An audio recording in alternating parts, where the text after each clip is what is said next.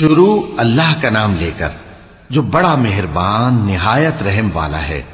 کاف ہا یا عین صاد، یہ تمہارے پروردگار کی مہربانی کا بیان ہے جو اس نے اپنے بندے زکریا پر کی تھی جب انہوں نے اپنے پروردگار کو دبی آواز سے پکارا اور کہا کہ اے میرے پروردگار، میری ہڈیاں بڑھاپے کے سبب کمزور ہو گئی ہیں اور سر سفید بالوں کی وجہ سے چمکنے لگا ہے، اور اے میرے پروردگار، میں تجھ سے مانگ کر کبھی محروم نہیں رہا، اور میں اپنے بعد اپنے بھائی بندوں سے ڈرتا ہوں، اور میری بیوی بانجھ ہے، پھر بھی مجھے اپنے پاس سے ایک وارث عطا فرما جو میری اور اولاد یعقوب کی میراث کا مالک ہو، اور اے میرے پروردگار، اس کو خوش اخلاق بنائیو۔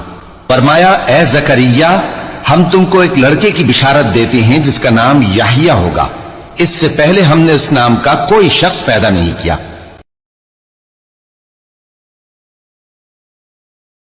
انہوں نے کہا کہ پروردگار، میرے ہاں کس طرح لڑکا ہوگا جبکہ میری بیوی بانجھ ہے اور میں بڑھاپے کی اس حالت کو پہنچ گیا کہ سوکھ گیا ہوں۔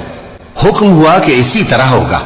تمہارے پروردگار نے فرمایا ہے کہ مجھے یہ آسان ہے، اور میں پہلے تم کو بھی تو پیدا کر چکا ہوں اور تم کچھ چیز نہ تھے۔ کہا کہ پروردگار، میرے لیے کوئی نشانی مقرر فرما۔ فرمایا نشانی یہ ہے کہ تم صحیح و سالم ہوتے ہوئے 3 رات دن لوگوں سے بات نہ کر سکو گے۔ پھر وہ عبادت کے حجرے سے نکل کر اپنی قوم کے پاس آئے تو ان سے اشارے سے کہا کہ صبح و شام تسبیح کرتے رہو۔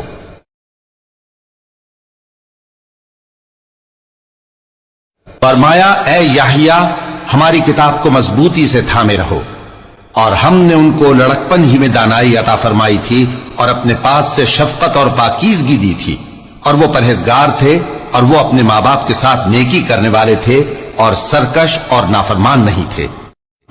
اور جس دن وہ پیدا ہوئے اور جس دن وفات پائیں گے اور جس دن زندہ کر کے اٹھائے جائیں گے ان پر سلام ہے۔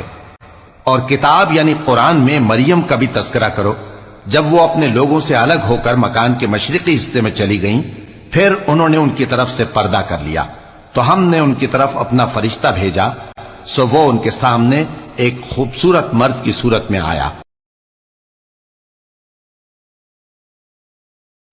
مریم بولی کہ اگر تم پرہیزگار ہو تو میں تم سے بچنے کے لیے رحمان کی پناہ لیتی ہوں۔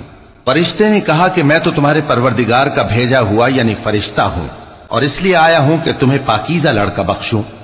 مریم نے کہا کہ میرے ہاں لڑکا کیوں کر ہوگا جبکہ مجھے کسی مرد نے بطور شوہر چھوا تک نہیں اور میں بدکار بھی نہیں ہوں۔